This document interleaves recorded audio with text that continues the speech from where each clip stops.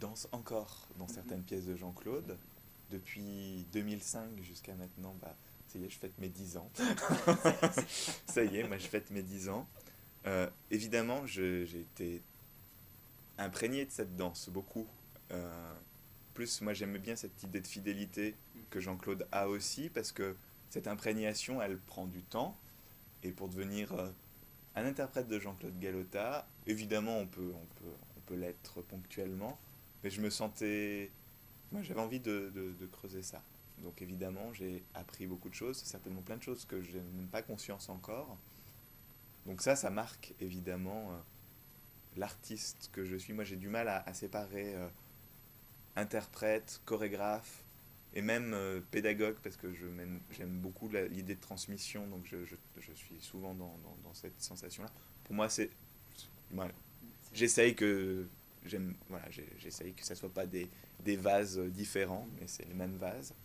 Donc évidemment, ça peut que m'avoir marqué. En même temps, j'ai créé la compagnie quasiment en même temps où je suis rentré chez Galota. Donc j'ai toujours fait mon travail en parallèle, qui me permettait en fait certainement d'explorer des choses que je retrouvais pas dans mon travail d'interprète chez Jean-Claude. Et en même temps, je suis très intéressé par transmettre même le travail de Jean-Claude parce que ça me pose vachement question sur la question de l'écriture, de qu'est-ce que c'est que le style d'un chorégraphe. Pourquoi quand on voit du Galota, et c'est typiquement chez Jean-Claude et plein d'autres, mais chez Jean-Claude que je connais bien, quelque chose, un mouvement, on sait que c'est du Galota, c'est signé. Pourquoi qu'est-ce qui nous a transmis? Comment il nous l'a transmis cette chose-là? Euh, Pas toujours en nous montrant, parce qu'il nous montre finalement pas si souvent, et pourtant, euh, ça se transmet.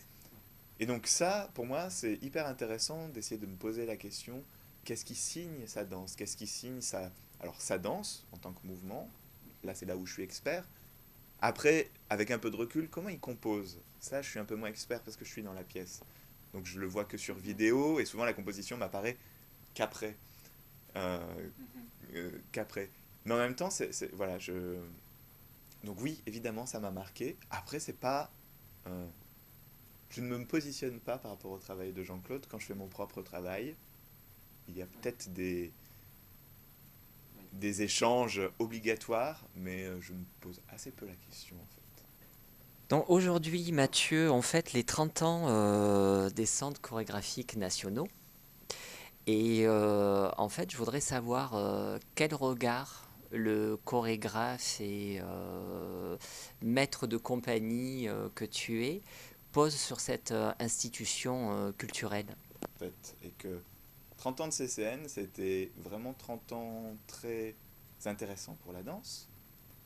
Euh, Maintenant, c'est des institutions en place qui sont donc très différentes. Je pense que c'est pas du tout le même outil qu'à l'origine, avec les lourdeurs que l'institution crée, mais aussi les possibles. Moi, en tant que chorégraphe, aujourd'hui, je me positionne assez peu sur les centres chorégraphiques. Je préfère me positionner en disant, c'est bien, ça existe. Maintenant, à nous les artistes de prendre en charge la possibilité de continuer à inventer, et pas simplement inventer sur scène, mais inventer nos moyens qui seront adaptés. Je pense aujourd'hui être dans une génération de chorégraphes, et à Royaumont, on s'est rencontrés à 10, génération plus ou moins de la même génération, des chorégraphes entre 25 et 40 ans, on va dire, c'est quand même large, mais qui ont un développement de compagnie assez proche, pas forcément tous le même développement, mais on se retrouvait avec les mêmes problématiques. Et ces problématiques-là étaient des problématiques qui étaient pesantes pour tout le monde. Et nous, par exemple, bah, on s'est dit, ce groupe, on a des univers très différents, mais en même temps, on a très envie de continuer à travailler ensemble, à réfléchir sur ce que c'est la danse aujourd'hui.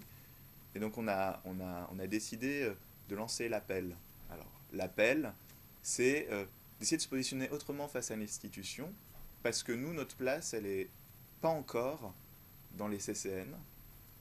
Parfois, certains ont des accueils studios, mais ça se limite à ça, et c'est un partenariat tout à fait intéressant. Mais pour l'instant, on n'a pas l'impression que c'est là où nous, ça se développe. Et où est notre place?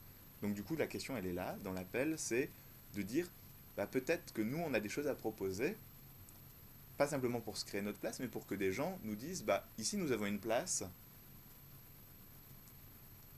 amenez votre projet, plutôt que le contraire, plutôt que un appel à projet, où on doit répondre à des catégorisations de choses, et où finalement, nous, on est dans une gymnastique. Et après, moi, ma position, c'est pas pour remettre en cause ce qui existe déjà, ce que je trouve être des outils qui peuvent se réinventer, mais c'est juste rester vivant, rester dans l'artisanat du geste de faire et d'être force de proposition.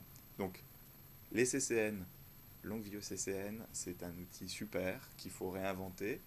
Et en même temps, je pense que, comme toute forme institutionnalisée, il faut faire extrêmement attention à ce qu'on ne soit pas dans